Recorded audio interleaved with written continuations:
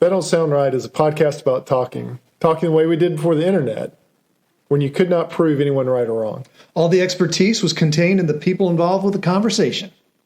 I'm Peter. I'm Cecil, and I hope you enjoy our conversations. And as you listen, if you find yourself silently saying, that don't sound right, send us a comment. You're one of us. Go ahead, Scott. Well, my experience, and it's been a few years since I've received one, but there would be an email from an unknown address, and it said, "Hi, I'm such and such. I'm a Nigerian prince. I need."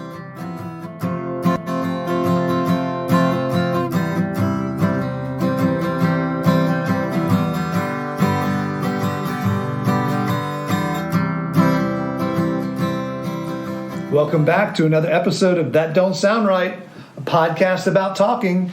We're your co-hosts, Peter Billman. Hey, and I'm Cecil Davis. Hey, we're just trying to have a conversation here without using Google, without fact-checking it. And we've brought in our favorite listener number one. Welcome back to the show, Scott. Hey, thanks for having me. So time flies, doesn't it? Oh, it does. Yeah, podcast time. Some folks at work asked me about how we record these and when we record these. Right. First, I said I can't give away my secrets, but I did lead them on to that. Podcasting time is a bit of a time warp because you just don't know where you are in time sometimes when you're recording an episode. Right. But here we are. But this is actually a small follow-up to last week's episode. At last week's episode, we were just casually mentioning getting emails from our listeners. And we do really like the emails. Scott, you're one of our favorite senders of emails. We like getting emails from you. tdsrpodcast@gmail.com is our email address. You could also reach us on our website, thatdon'tsoundright.com. You can scroll to the bottom, place to leave a message or make contact with us. But I did point out that I didn't want any emails if you're a Nigerian prince. So did you get one from a Nigerian prince? I did not get one from a Nigerian prince, but do you understand the reference to the Nigerian? I do. Would you like to share that with the listeners? Go ahead, Scott. Well, my experience, and it's been a few years since I've received one, but there would be an email from an unknown address, and it said, "Hi, I'm such and such. I'm a Nigerian prince. I need to I need some place to put a bunch of money." Okay. And I need to. There was some turmoil in the country in Nigeria, and I needed to a safe place in the U.S. to store my money. Can I get your bank account? I'll store my money there for a while. I'll give you, a healthy, 5-digit or 6-digit. Give you a cut of it. Just for the time and for your help. Right. And then asking me for my, bank account number. Your account number. Yeah, I think that's basically, is that it? Yeah. So, and the one that I've seen now is switched. The one I've gotten most recently is the Christian old lady whose husband just recently died and left her with a large estate, and she wants to give it to someone to use on behalf of the church, and she has found me. There you go. And she wants to give this to me, but she can't give it to me unless I can secure a deposit. So I have to send her like $2,500 in order. That's reasonable. Yeah, I thought that, especially for the millions of dollars I'll be getting for the Christian community. Yeah. So it seems like a risk worth taking. It does. So the question is, why a Nigerian prince? What's the deal with that? I don't know. Why would they was use that the scam? Why would they use the character of a Nigerian prince? I always thought it was a little out there. I never understood why they didn't give us something that maybe seemed a little more plausible. Right. Oh, I think it's because we don't know anything about Nigerian princes. Mm-hmm. And it's just like, it sounds... on the realm of possibility? Well, it's romantic. It sounds like, I want to be a part of this. Yeah, I don't know. Are you leading us down the primrose path here? I listened to another podcast where they're talking about why the Nigerian prince scam works. But this is really one of the reasons it works is that it's so outlandish that only the most gullible person will fall for it. And that is the exact person you want to be engaging with to take their money. Okay. Because you are working on this edge of spectrum of the most gullible of population, And so you go after something that's very, very unusual and very, very outlandish. I see. And it brings, and that essentially, it creates a filter for you. Ah. You immediately have that population now in your grasp because they've responded to you. And so you could try to figure out if the pharmacist is going to fall for it, or the packaging specialist is going to fall for it, or if the engineer is going to fall for it, or if the psychologist is going to fall for it. Right. You just don't know. And it doesn't matter.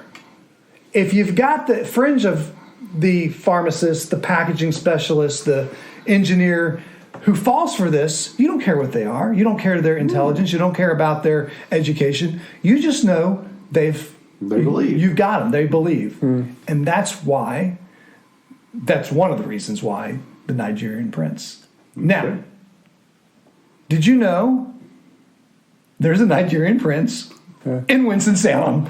Really? Well, Is it really? I hate to say Salem this. City?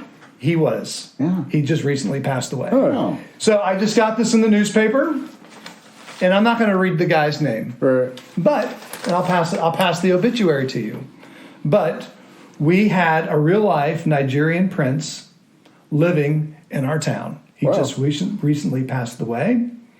He began his earthly journey in Lagos, Nigeria, and he was the son of a prince. And as a result, he is also a prince, and he is part of a particular ruling family in a particular state in Nigeria. I wonder if I ever got an email from him. I'll give you here's his obituary. I mean, this is Who knew? no, that's the thing. I just was blown. My mind was blown. Yeah. That we had a Nigerian prince, a legitimate Nigerian prince here in Winston-Salem. Living near us. Yes, that's right. Which the most interesting thing I find about this is on a Thursday, you were reading the obituaries in the local paper. I always read the obituaries first. So here's the thing. Yeah, I didn't read it. My wife read it. She reads the newspaper. This was a that don't sound right movement actually between my wife and I when we were engaged. I probably have told this story. I tell many people this story. We were when we were engaged to be married, we started kind of writing down lists of things we think the other person should know about us that also would be surprised. And that's kind of the original that don't sound right. That someone would write this down. I would like to see that list. And so one of the things that she wrote down that didn't sound right, that she wanted a newspaper Okay. Every day. delivered to her house Yep. every day. And so to this day, we still get the local newspaper delivered to our house every day. And her morning routine is to go out there, get that newspaper, bring it in and read it. And of course, yes, she does go through the obituaries. And there's the Nigerian prince. Wow. Now, my question is, will the scams continue? Oh, because he's passed.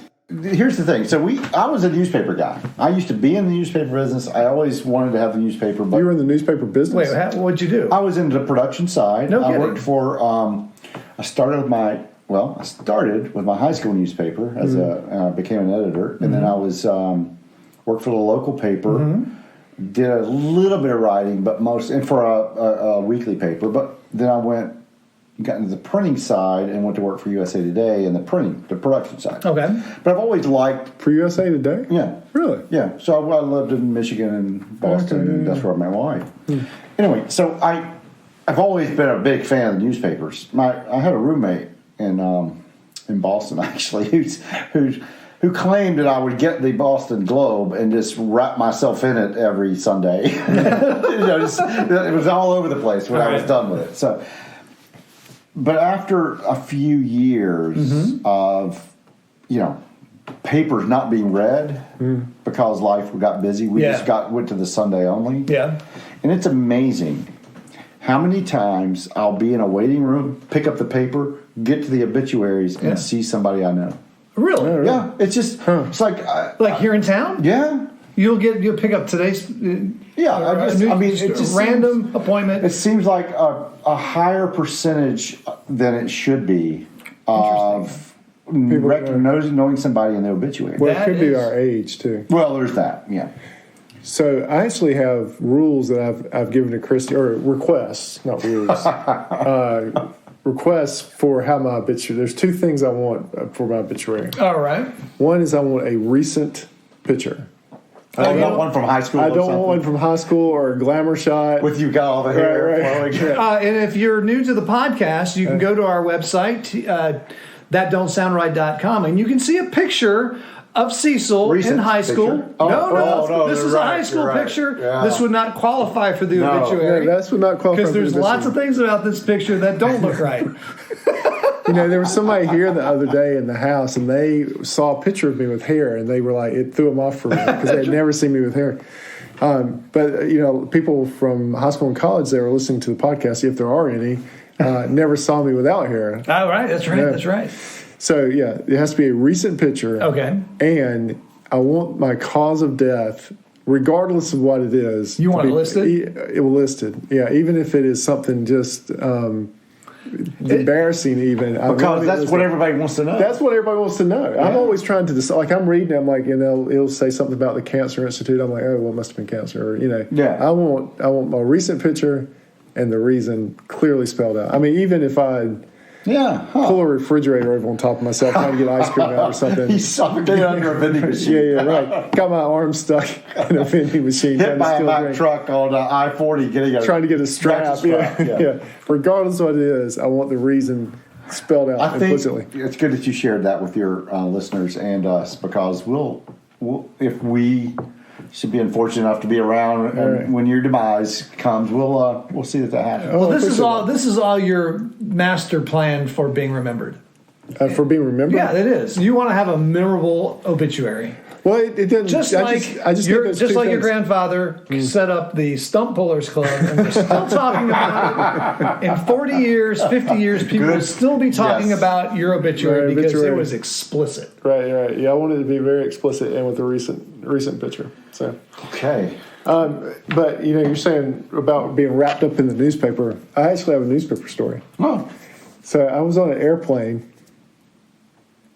Let's do our words of wisdom while we're talking about Nigerian princes scams. Yeah.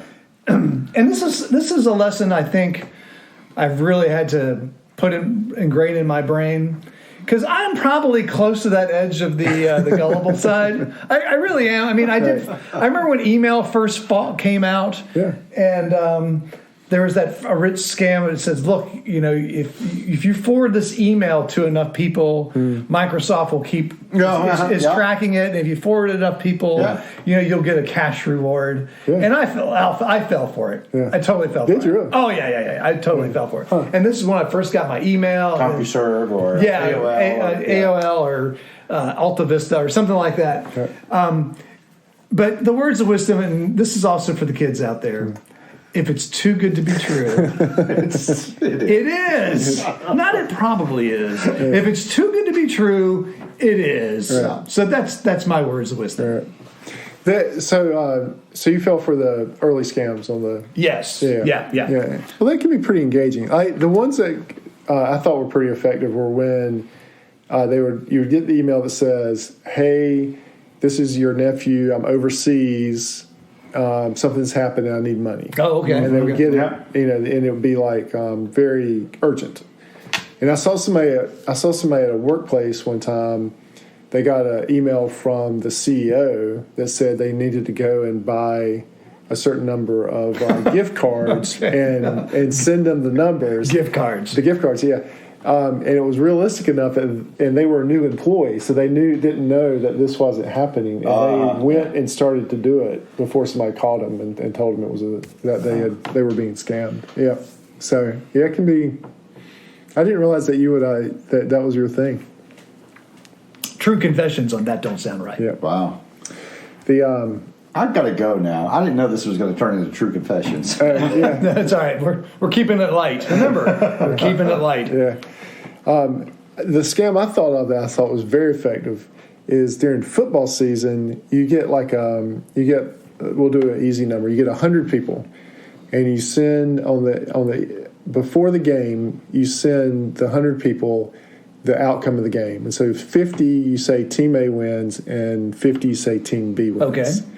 And so when Team A wins that week, you discard your 50 that you sent Team B to. So now the 50 that you sent the Team A to think that you know something.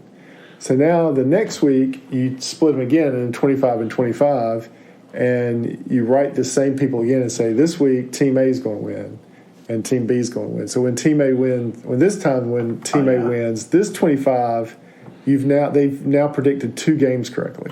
Yeah. But they don't know that you put a certain people on Team B. Right. Okay. Yeah. So now you've got 25 people, you've predicted 2 games. So now you split them again, 12 and 13. You go to the third week of games. Before the game, you say to 12, this team's going to win. To the other 13, this team's going to win. But they don't know who they're being told. Right. They don't need to be told. Well, no, they know who you're telling them. Yeah. Yeah. And so now, after 3 weeks, you've got 12 people that you've predicted. And they think, wow, he's been right. You've been right, 100% of the time. Yeah. So that's when you say, okay, you send me $1,000 and I will tell you who's going to win this week's game. Yeah, I was like, man, that is ingenious. That's just $1,000. If you start with if you start with 10,000, and you do that and you predict 3 games, and you end up with a pool of 20,000 people that are thinking, oh man, this guy, and then you have enough gullible people in that pool. Yeah. So don't try this at home. We're not condoning this. To pick up Scott's new thing. Do not try that at home. This is Scott's helpful safety. I think some people went to prison and served time for that particular scam. Exactly. I'm not a lawyer, but I did stay in it. Yeah, but that was ingenious. I mean, it's just math. Yeah, I would never have thought to do that. Yeah, I mean, I shouldn't have been thinking to do that. No, but, that's great. Yeah, I want to go back to your newspaper thing though. I had a newspaper story for you. Yeah. So you're talking about being wrapped up in the paper. I was on the airplane one time, and there was an attractive woman about 4 rows behind me, and I just happened to turn around. I had gotten on the plane. I had my paper, I had my coffee, or whatever, and so I turned around, and she is staring at me. And so I'm like, that's interesting. So I read my paper, I'm drinking my coffee, and later I look back, and she's still staring at me. And so the plane lands, and I get up, and I turn around, and she's still staring at me. And I was like, wow, this is really pretty interesting. And so she continues to stare at me as I get off the plane. I get off the plane, I throw my paper away, throw my cup away, go to the bathroom, and my face is covered in newspaper black. Where I had been drinking coffee and my hands were a little bit damp, and I was reading the paper, and I had just got newspaper black across my forehead, down both cheeks, and across my chin. Nice. Quite impressive. So now the question is, what was she really staring at? And what was she thinking? I know exactly what she was staring at. I know exactly what she was thinking. It's like, good gracious. Have you never read a paper before? For USA Today, and one of they spent a lot of money trying to figure out how to make the newspaper reading experience more pleasant. Yeah. And part of that was the quick drying inks that did not give you that. Oh, right. Yeah. So, I mean, they really tested that, and you had a very stringent testing of every load that came in. So, yeah. I'll have to think back now if I've ever gotten, smeared my face with. I'm not saying it doesn't happen, because I would leave at the end of the night's run with ink on me for sure. Yeah. But the idea was it was less. I think in the old days it was a big problem. I remember hearing stories of people, butlers ironing the newspapers before they give them to the master of the house. Yeah, really to help dry them out. I was a paper boy. Oh, were you? I delivered our evening paper in our neighborhood of 50 homes. And yes, I came home every night with my hands black. Isn't it interesting? There used to be a morning paper and an evening, because we used to have an evening paper in Raleigh too. Yeah, the Raleigh Telegram. Yeah, so we had the News Observer in the morning and the Raleigh Telegram at night. Right. Yeah, and I'm not sure what they thought was going to happen between those intervening 12 hours. But. So I think in Winston-Salem in the old days there was the Journal and the Sentinel. Okay, that's right. And I was before my time, but was the Sentinel the second? I think it was the evening paper, but I'm not sure. But I think they had sometime merged, and then So. Well, I guess if you don't have, now we have 24-hour news cycle, but back then that was how you got your news, and if something happened during the day, they would pick it up. Or if it happened too late in the evening before, it would not make the morning paper. So some communities only had a morning or an evening paper. Like I would go to spend a week with my aunt and uncle in the summers, and they would only get an evening paper, but they got it every day. And I had to wait till after both, my uncle was done with it before I could look at the cartoons. So my dad grew up with a lot of brothers and sisters, and they would have to tear the cartoons up and pass them around. So they would tear the strips, and then they would pass them around so that everybody could be reading it at the same time. Yeah, at the same time. Yeah, interesting. Yeah. Well, it does not sound right, but you've come to the end of another That Don't Sound Right. Hey, before we close, we want to thank everyone for listening. If you've never listened before, we want to thank you for trying us out. Hopefully it didn't last too long. That's our goal. But also, for those of you listening for a while, we thank you for joining us and getting it. Scott, you get it. You get what we're trying to do here. Absolutely, yeah. So thanks a lot. And if this is your first time and enjoyed the conversation, and if it wasn't too long for you, would you consider hitting the subscribe button or the check mark on Apple Podcasts? Also, consider giving us a rating and leaving us a review. And if you're looking, again, for that last minute, at this point, gift for your loved one, Valentine's Day, visit the That Don't Sound Right merchandise page available in the links. You can show your love with a shirt, a hat, a pint glass, or a coffee mug that features the words, "That Don't Sound Right." You can give that to your loved one and say, "That don't sound right." That's not a boring dozen roses. That's true. Or box of chocolates. It may not be the best Valentine's Day message, but still. I would love a shirt that said "That don't sound right." We all would. Yeah. Oh, yeah. Absolutely. I think we mentioned last week, you actually got a custom message for That Don't Sound Right. So I'm on I got an email from some group and I opened it up, and there was a bright pink That Don't Sound Right T-shirt. Was it Emily's logo, the That Don't Sound Right logo, or did it just say? No. It was that. Yeah, really? It was authentic. Oh, well, maybe our distributor is sending out emails to those that have been on the purchase list before. Yeah, possibly. Yeah. So, anyways, if you get a chance, go to That Don't Sound Right merchandise. And if you've noticed that the show notes have become higher quality, it's because we're using AI to write them. All right, That Don't Sound Right is a production of TDSR Podcast in conjunction with Camel City Studios. I am your co-host and sound engineer, Cecil Davis, your other co-host. And web designer is Peter Billman, and sitting in chair number 3 tonight is Scott. Hey. Emily is our graphic designer. Giorgio is our merchandise tester. Brent is our brand ambassador, and he is a great brand ambassador. And as always, listener number 1 is Scott. So until next Saturday night, keep talking. And stay curious.